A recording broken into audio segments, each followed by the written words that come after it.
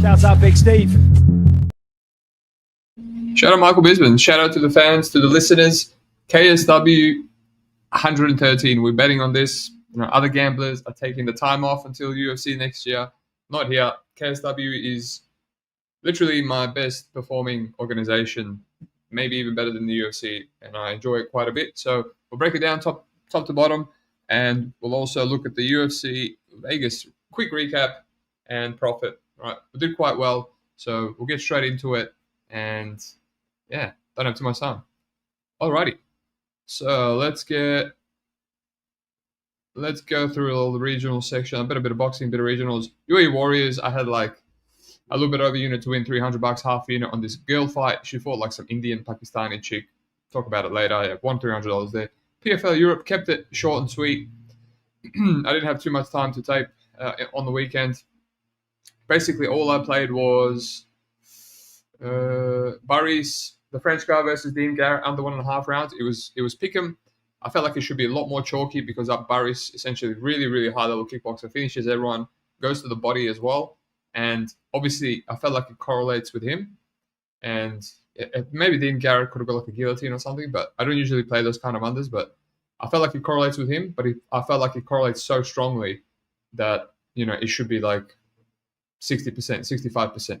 And he runs through him in 44 seconds. Maybe an early stoppage, but we'll take it. So I just had a little bit over half a unit to win half a unit, so $300. Again, because not my favorite smash spot under.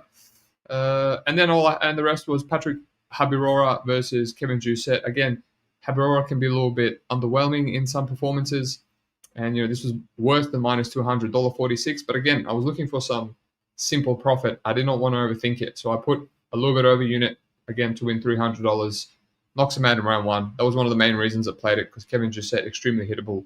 So I won $600. A unit from two simple plays. And honestly, there was a couple of things I liked that I passed on that would have been very tilting. I liked Paulina, the Polish girl, when she went up to plus 160. Lost the split. Apparently, she should have won. I liked the under in Gustavo Oliveira, but that kind of whatever that hit. I was going to play the extremely chalky under in this Atanaga versus Suarez fight, and I didn't, and missed by 5 seconds. Thankfully, being so chalky, it saved me. But that was one of the good passes. And I was going to play the under 2.5 alternative rounds in the Chris Cyborg. Like, the line was set at 1.5, and she's not really the best finisher, even when she's fighting bums.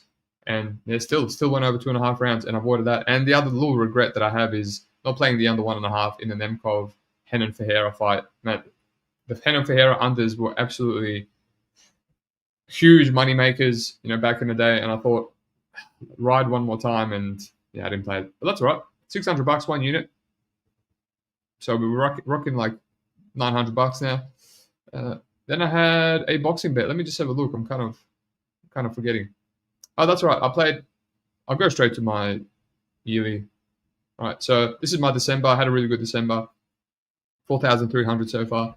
So the UAE Warriors, the chick, $300. Then I played Husseini versus Garmont boxing card. It was Imam Kataev. I played him, taped him before. He's a boxing guy. And, his KO was $1.40. I thought that was value. And I just got a little bit greedy because I thought he could probably get it in the second half of the round. He was fighting a durable vet that made it all the way to round 10 against Artur Beterbiev. So I lost $150 there. That's fine. But it was kind of a lesson in being greedy. I was going to put a unit to win 300. So that could have been another unit. So 300 there, lost 150, then 300 in PFL Europe. And then I played Pacheco versus Sergio Card. I played Tito Macedo versus, I think his name was Moren. And it was to knock him out within round 7 or round 8. One was $600 on within 7 rounds, and the other one was $600 within 8 rounds at minus 200. And his KO was worse. It was $1.36, just like the Imam Kataev. And I'm like, nah, this time I'm playing. I'm not getting cheeky with it. I'm playing just the under. Just the under. It correlates with him. The tape was really, the wiki capping was really favorable, and all the durable guys that he's fighting, he's getting him out of there. The guys that usually get knocked out in rounds 8 or 9, Macedo's getting him out of there in around 5 or 6. So it correlated. and he made it to almost end of round 6, and he knocked them out. So I gave this out on Twitter, and it was a 2-unit play. And, as you can see here, I lost 1,200 the last 2-unit play on Jaya Pataya versus Sin Cara to knock him out in 6 rounds. So I was like, well, do I keep this? I still had the bad feeling. Boxing unders can be very tilting.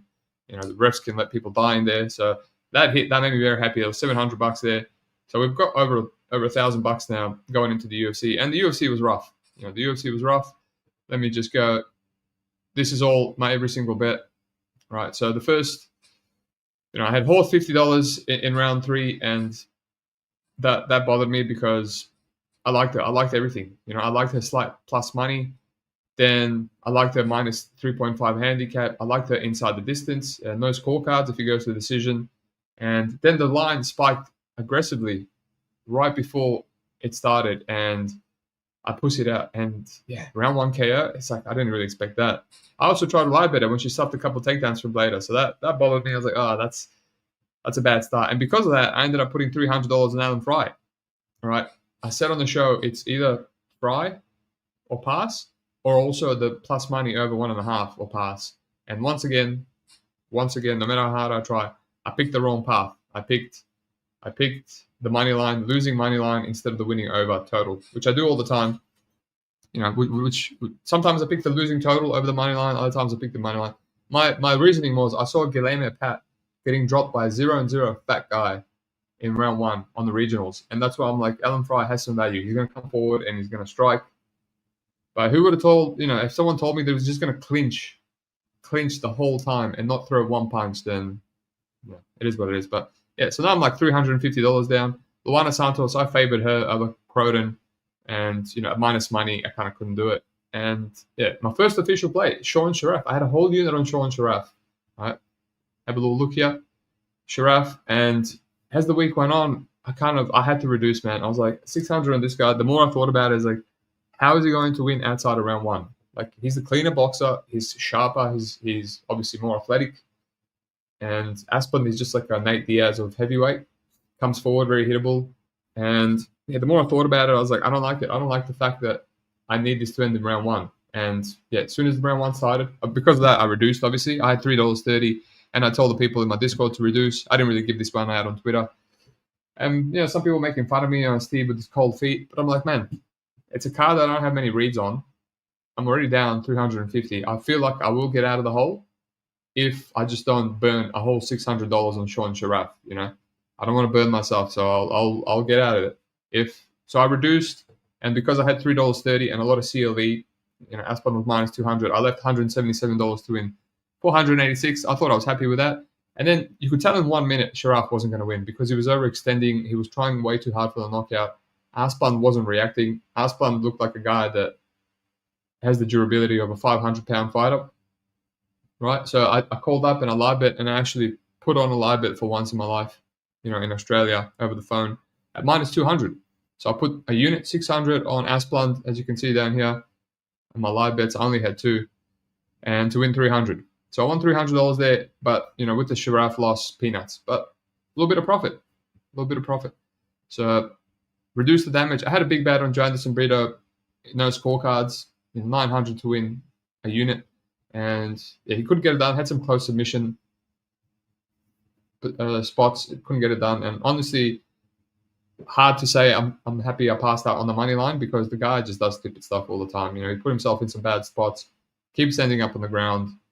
Same old stuff. Yaroslav Amasov, Neil Magny. Originally, I liked some Neil Magny, round 3. I couldn't get Amasov round 3 in his first fight with Storley, where he gassed and he had his back taken and he put himself in some darces.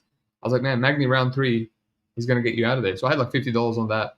But then I'm like, Amasov has a good das. I think sub is the way. It's kind of like I said I regretted passing on the Jake Matthews fight. Both almost hit it. And again, both, Amasov hit him, submitted him in round 1. And I reckon if he went all the way to round 3, I reckon Magny would have had sub potential upside as well. Pick'em was, the under 2.5 rounds was Pick'em, but ends in sub was plus 150. So again, another good way to play it. I wish I went bigger. I only had $50 on it, and then Amasov sub no scorecards was a bit of a bigger bet. So like $250 there. I said I was going to go a bit more aggressive on this card, but I'm just like winning a little bit by a little bit and slowly getting out of the hole. King Green, again, some people play the money line. I could not do it. Split decision. I thought he won 30-27. I ended up live betting him 300 to win 200. So now I'm in profit finally, not much. I ended up playing Buchecha one takedown. It was pick'em the other day, and then he ended up being minus money. I should have gone round 1 takedown at plus money. He obviously hit multiple, but the reasoning was he didn't hit a takedown in his last 2 losses against Budai and against Rule Group. And he hit his first takedown in round 2. So I'm like, just in case Kennedy stuffs everything in round 1, or Buchecha pulls guard, and he goes into round 2, whenever he hits the takedown, it will cash. So won $300 there. Oh, let me have a look. 225. But yeah, now we're decently in profit now. Costa Sharia, I said I don't really have a read on this fight and did not really predict Costa around 1K, although I did like his side. Cesaro Lazenchik, this one kind of bothers me. He was minus 200. I wasn't really interested in that. I thought it was going to be his toughest test. But his one takedown was minus 200. And some people played it in the Discord. That was my kind of play. And I didn't play it. And I was just like, wow, it's just like an easy way to get 50% of your money, right? Kevin Vallejo's Giga Chikadze. I'm like now on $300, half a unit. I'm like, come on, let's make it a little bit more. Vallejos versus Cup felt like a square parlay.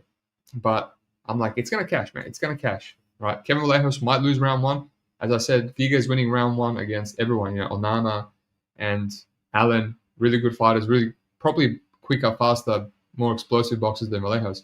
But over 15 minutes, he's going to gas. Vallejo's going to start cracking him. He's probably going to mix in the takedowns in rounds 2 and 3.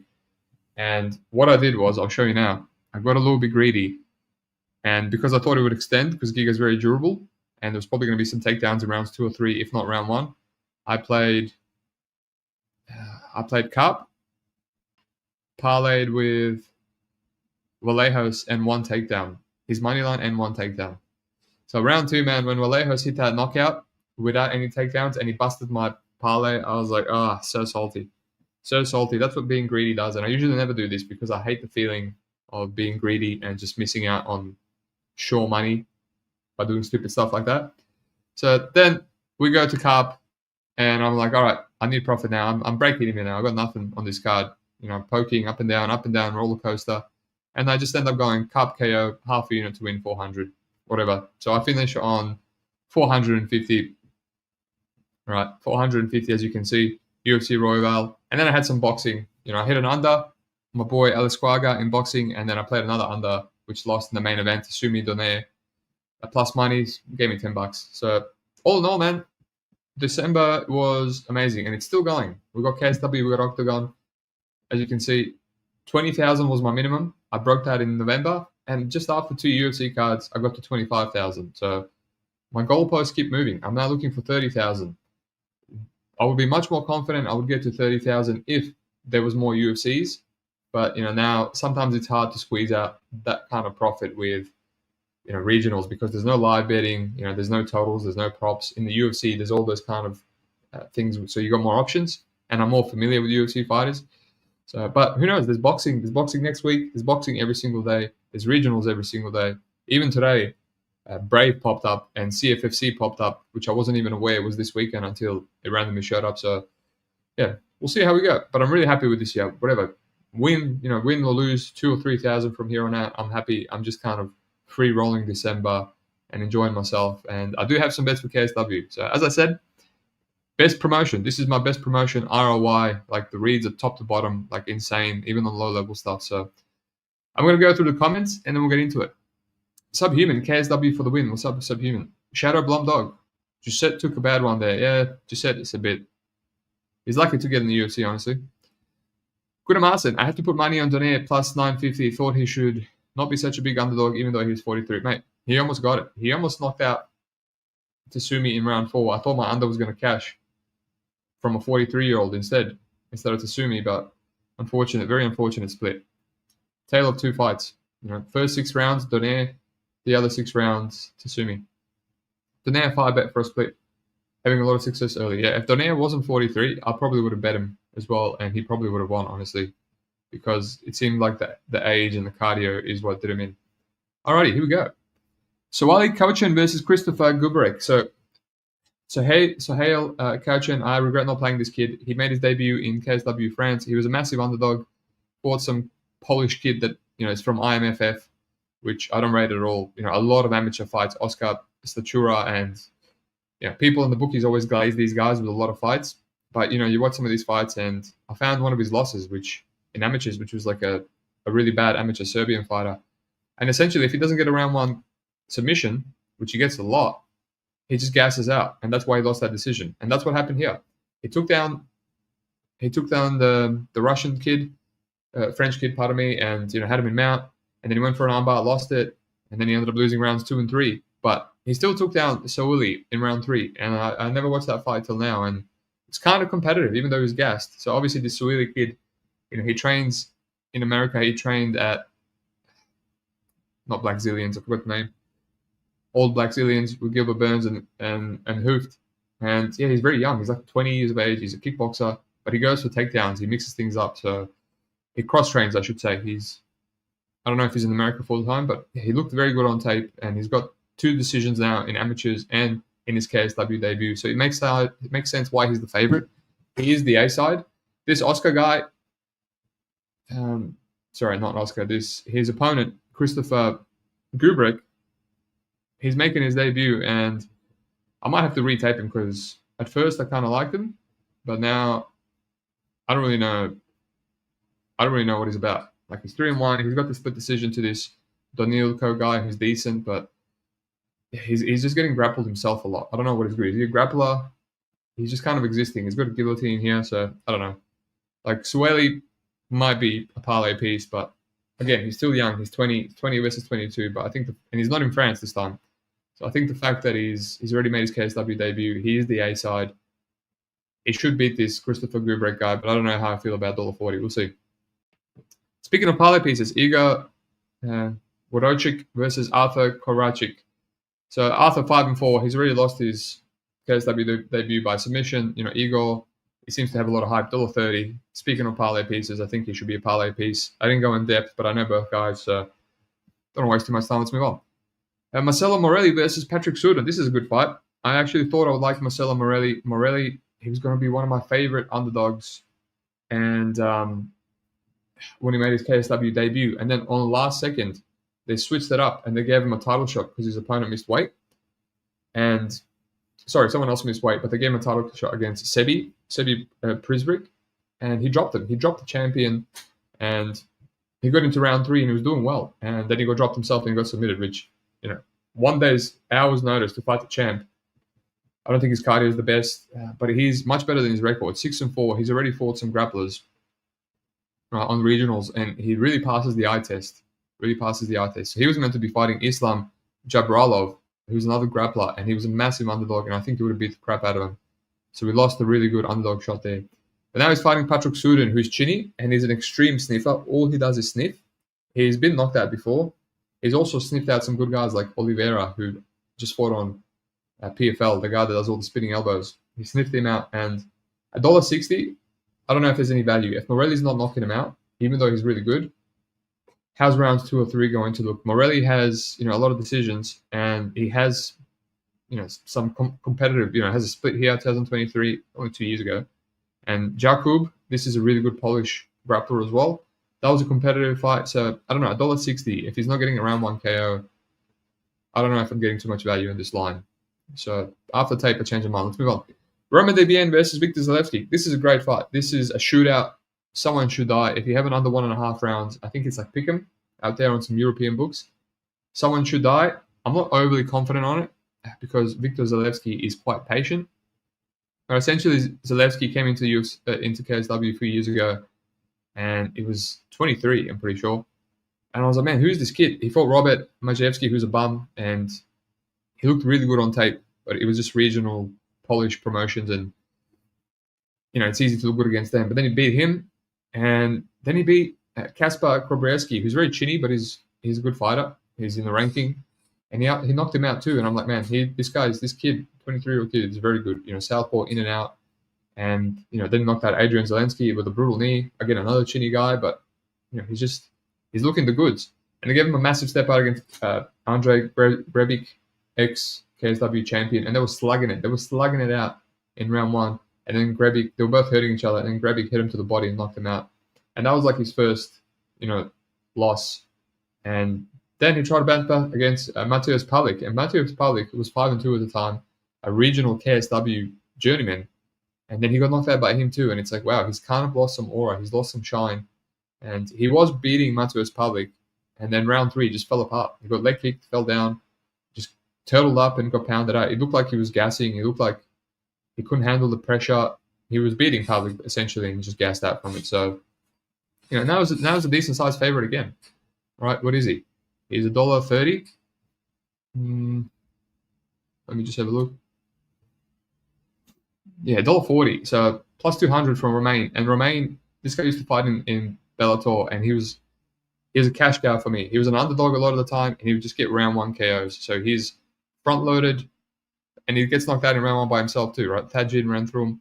He fought Michal Lebote, and I had him. I think it was slight plus money. I had him there. He didn't knock out Michal. He was very washed, but always durable, French guy. On the same French card that I talked about before, and he was kind of winning, and then Lebote would take him down every round and just steal like a 29-28 or even a 30-27. So that was kind of annoying. It just shows that if he can't run through him in round 1 or early round 2, his decision equity might not be the best. But clearly we saw Victor Zalewski also not the best decision equity. So gun to my head, I don't know how I feel about the under 1.5. Victor's finished a bunch of guys under 1.5. He's been finished himself to the body. Yeah, actually, I like the under 1.5. I like it, but I also like Roman Davian at $3 because we've seen him go to a decision in his KSW debut. He was competitive. He kind of slowed down, but he was a very durable opponent. We saw Victor slow down too, so that might even out. And then also Roman Davian has really high round 1 potential upside. So that's where I'm at. He had a bounce back in Hexagon, and he just killed the dude round 1, put him out cold. So Davian or pass, that's where we're at. And if you have the under 1.5 too. All right, let's go with this comment. Pro box tonight. Palazzo by KO and Roman by KO, good bets. What do you think about Cardinio versus Romanov? Let me know. It's in like a couple of hours. Alrighty. Augusto Sakai versus Martin Wojcik. This is a very interesting fight. Wojcik has been around forever. He's moving up to heavyweight.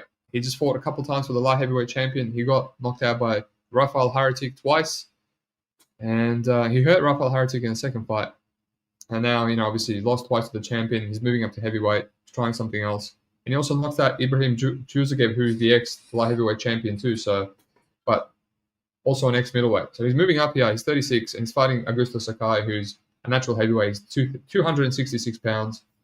He's in a bit of a downslope since the UFC. I think getting his shit beaten by Alistair Overeem really ruined his career, his trajectory. And yeah, I thought I'd be passing on this because it was pick'em. It's like, a light heavyweight moving up against a massive heavyweight that's generally durable and negates the takedowns and the grappling. But then after tape, I'm like, yeah, I like Wojcik, man. I like Wojcik. I think he fought once against Molev Hatef, pardon me. He's a huge German ex-heavyweight champion in Octagon. He fought against him at heavyweight, and he weighed in 218 pounds, so really small.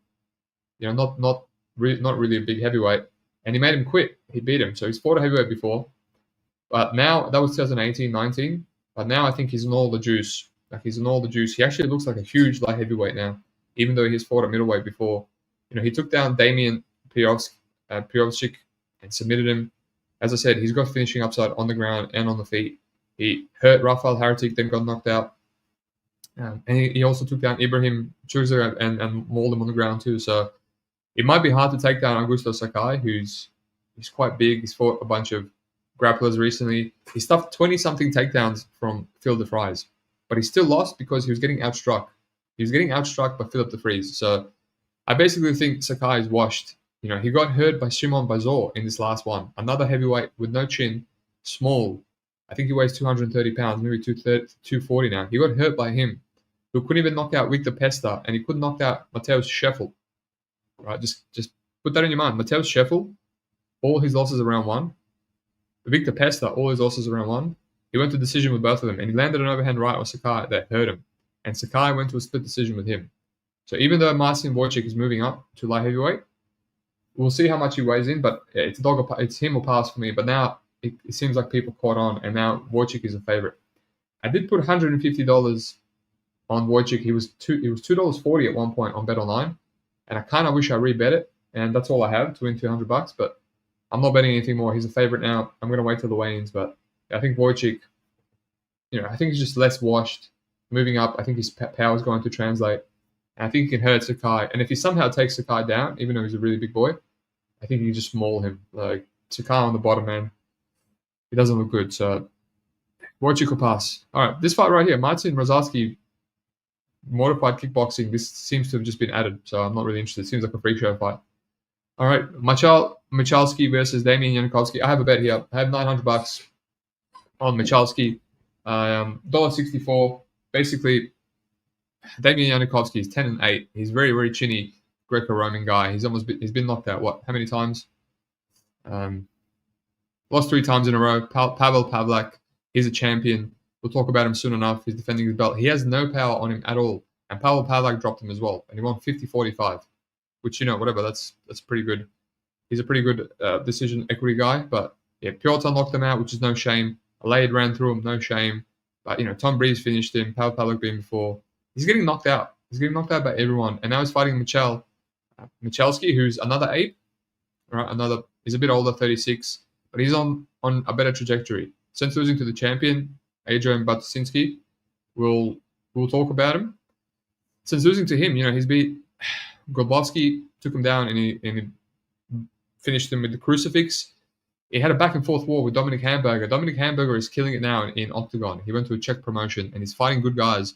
Matt Hume, who was on, not Matt Hume, but something Hume, who was on Ultimate Fighter, and he knocked him out, and he's knocked out someone else as well. So then he knocked out Bartosz Lesko, and then he fought Andy Vitaric, Croatian guy, who's easy to take down and he's easy to drop, but he always comes back, and he's like a comeback fighter, and he couldn't really come back here. He lost every single round. He lost 30-27.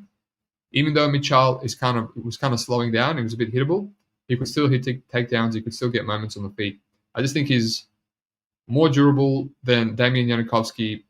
He might not be able to get wrestling going off because Janikowski he's a Greco-Roman himself, but he can also negate Janikowski's wrestling himself. So I think he's more durable, less washed, on a bit of a winning streak, might have more power as well. And yeah, just a trajectory fight. I don't know what they're doing to Janikowski. He's lost 3 fights in a row, and now they're giving him a guy that's on a 4-fight win streak, and he's beaten and finished most guys that are better than Janikowski. So yeah, the line's moved a lot. Unfortunately, I can't tip it or anything. I gave it to the Discord, $900, 1.5 units, but that's where we're at. Jordan, Mark Holm, that's right, Hume. Matt Hume, I think, is someone else that fought in the UFC. Alrighty. Another freak show fight, Adam Josef versus Piotr Lisek. I think Lisek is an Olympian pole vaulter. So there's no tape and there's no odds. But otherwise, I would love to bet these freak show fights in KSW, but I don't have the option, so I won't talk about it. Michael Martinek versus Artur Szpilka. You can kind of count this as a freak show fight. Artur Szpilka is an extremely, extremely chinny ex-boxer. He fought everyone. He fought Deontay Wilder, transitioned to MMA, and all his fights just weird, man. He's got 2 retirement wins on the regionals, like people that just hurt their knees, and then he gets into KSW. He fights the strongman Puzinski. The guy takes him down, mounts him for 5 minutes. He doesn't finish him. Then round 2, he just gasses and Szpilka knocks him out. Right. Then he fights Wldoarczyk, who's another kickboxer, for Badr Hari. Badr Hari knocks him out in like 17 seconds, but no surprise there because, as I said, Artur Szpilka, super, super chinny, incredibly chinny. And then he fights Errol Zimmerman, another kickboxer from Glory. He just fought in Glory, knocked out one of the ex-Australian strongman guys in like 1 round. He fights Errol Zimmerman. Zimmerman drops him, and then Szpilka hits the half-guard sweep, gets on top, and arm triangles him. Obviously, Zimmerman's not very serious about MMA, but Artur Szpilka, he's got 5 MMA fights. He's been training MMA. He can actually do he hit a reversal, and he actually hit a submission. So he's an underdog here. Michal Martinek, Blackbeard, he's got very, sticker move style. I thought he'd beat Damian Lenchik. They robbed him. And, he stuck a move against Philips Tabawi, but he's also chinny. He got knocked out by Stosic. He got knocked out by Wojcik. and he beat Mateusz Scheffel, but he couldn't knock him out. He made it to round 2, and Scheffel got injured himself. Scheffel was talking about extremely chinny. And so, yeah, like, I guess there's an under out there that's plus money, but I don't know. I don't really like Michal Martinek's finishing upside. The guy just sticks and moves. It just runs around the octagon and sticks and moves. Artur Szpilka is so chitty, maybe even Martinek can knock him out. Who the hell knows? Obviously, Martinek has the better grappling upside. If he wants to grapple, I have to go deeper to see how many of these guys he's grappled. I know he didn't really grapple for a long time. But it's just a weird fight. 36 versus 35. Battle of the chins that are super dust. Martinek has the better grapple upside, but it's a weird fight, man. It's a weird fight. I would say Szpilka probably has the better KO power as a professional boxer. And I think he has better reach too. Oh, he actually doesn't. Oh. Yeah, he's more explosive. He's more athletic, but just a weird fight, man.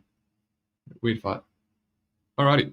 Pavel Pawlak versus Zerhouni. So we spoke about Pavel Pawlak. This is strange. This is for the interim title,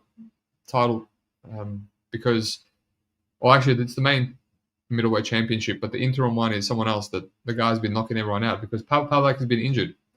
And, he's a guy that was in the UFC, extremely durable, and 24-4. I don't think he's ever been finished. He fought Leon Edwards, not finished. He's fought a lot of guys that could have finished him, didn't finish him. But his championship run is just a bit average, right? Extremely hittable, extremely washed. Kasich split decision. Tom Breeze just quit in there. Tomasz Romanowski, the Polish Tyson, he was losing the first 2 rounds, and then Romanowski gassed out, and he has no ground game, so eventually broke him in rounds 2, 3, 4, 5. Michel Materla, extremely chinny, washed champion, took him 5 rounds. He's one of the only guys not to knock out Materla. And then Damian Janikowski, who we spoke about, he already fought Janikowski before, and he just danced around Damian for 5 rounds and won a 50-45. That's a year and 4 months ago. He's been injured, so hence why they did the interim title. And the other guy, like Kubeski, defended the belt like 3 times since Damian has come back. And now Lade is generally like a KO bust guy. He came into KSW. He was a huge underdog. I love this bet. I played his bet. He won like 10 seconds against Bartosinski. Submitted this Naikate guy. Then he got knocked out against Pajewski because he hurt him, and then he brawled and he got caught. Knocked out Alan Van der Meek. This guy's a bum. And knocked out Damian Janikowski, who we just spoke about is extremely chinny. So he's extremely dangerous in round 1, maybe round 2 as well. But he doesn't have a ground game, and he's fighting an extremely durable guy in Pavel Pawlak, who, if this goes into round 3, round 4, round 5, that's Pawlak's world. Like his cardio and output and his teep kicks, he fights like a woman, stick and move, right? It's his world. And Zerhouni almost never wins a decision. Can't remember last time he won a decision. Might have been like early in his career. So he's very front-loaded. But he hurts and drops everyone. So I'm like thinking, could this be the time that Pavel Pawlak finally gets knocked out? Right? He kind of looked like his cardio looked a bit average versus Janikowski 1 year and 4 months ago. And then he had that big injury. And now he's coming back, a long layoff. Can Zerhouni run through him? He's an underdog here. I'm tempted, but if he doesn't, it's like, how's round 2, how's round 3, how's round 4, how's round 5 going to look? And I just haven't seen Lade fight patiently. If he could fight patiently, maybe he has 5-round upside. But interesting fight. It's a dogger pass for me. All right, Adrian Bartosinski, Muslim Tulashev. Bartosinski, the champion, 17-1. I wouldn't mind seeing this guy in the UFC, honestly. He's a good fighter. And he's finally lost his first fight against Mamed Khalidov, a past his prime 43-year-old Mamed Khalidov that came out of retirement, and he got submitted by him. Right, upper weight class, you should be said. He moved up to middleweight, didn't lose his title, and then he dropped down and fought Andrei Grisbik, an ex-champion. They already rematched before. Grisbik dropped him in the first fight, and then he got knee barred. This one was a lot more competitive. I need to rewatch it. I actually haven't rewatched it, but Bartos can gas out. He can gas out. Obviously, he's been dropped before too. He's a bit small. But Muslim Tushev, the reason he's such a big underdog is because he's got really bad takedown defense, awful takedown defense, and he's a little bit hittable, right? So he was in a war with Grisbek himself. They both fought the same guy in the last fight. He was in the war back and forth.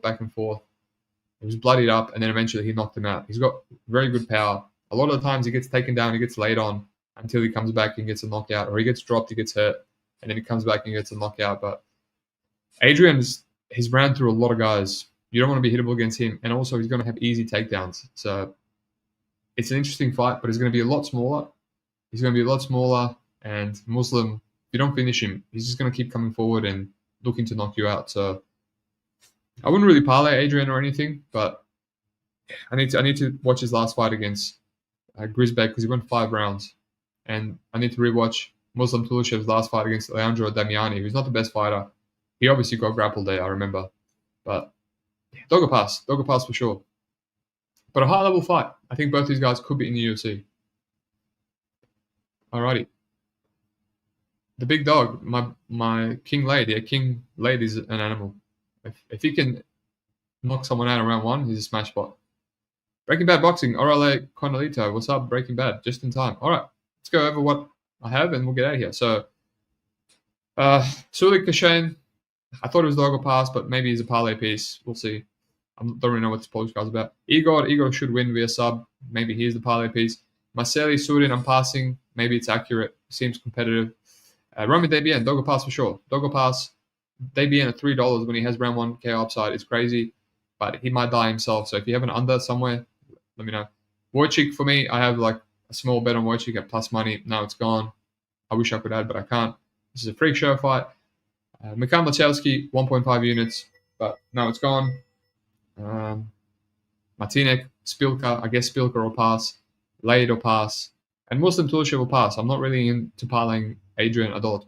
Like, he can gas. He's been dropped before, so that's where we're at. Breaking Bad. I put a unit on Palacio KO.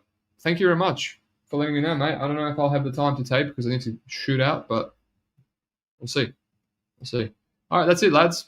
Thank you very much. Thanks for the listeners. We're going to have an Octagon show next week. We're going to keep on making money. There's no stopping. All right, no UFC, no problem. All right, like and subscribe. Peace out.